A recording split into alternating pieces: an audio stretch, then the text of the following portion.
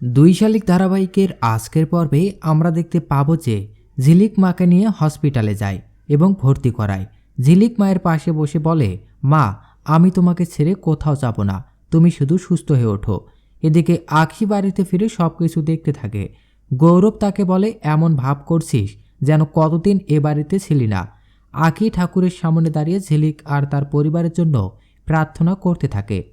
আখি বাড়িতে আসে কিনা দেখার জন্য গৌরবের বাবা বাইরে আসে। তখন উকিলবাবু ফোন করে। উকিলবাবু জানায়, অনিমেষকে আগামীকাল ছেড়ে দেওয়া হবে, আপনাকে আর আখির দায়িত্ব নিতে হবে না, আমরা আখিকে তার বাবার কাছে দিয়ে দেব। প্রিয়রঞ্জন মনে মনে বলে, সে সুযোগ আমি দেব না, তার আগেই আমি আখির অন্য ব্যবস্থা করে দেব। সে আখিকে গিয়ে বলে, কোনোদিন তো তোকে কালী পুজোতে কিছু উপহার দেয়নি, আজ দিতে চাই, আমি তোর বিয়ে দেব আখি, কালীপদর সাথে তোর বিয়ে। এদিকে অনিমেষ জেলে বসে ভাবতে থাকে, কতদিন রেবতীকে দেখি না, আখিও নিশ্চয়ই অনেক বড় হয়ে গেছে, কতদিন পর ওদেরকে দেখব। আখি নিজের ঘরে গিয়ে খুব কান্নাকাটি করতে থাকে। সে ঝিলিকের কথা ভেবে বলে, ও আমার জীবনটাকে কয়েকদিনের জন্য পাল্টে দিয়েছিল, ওর জন্য আমি কত কিছু পেয়েছি, এসবই ছিল অল্প সময়ের জন্য।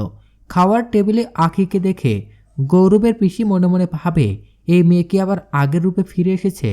দাদা কি আমাকে না জানিয়ে ডোজ দিয়ে দিয়েছে? বাজিয়ে দেখতে হচ্ছে তো।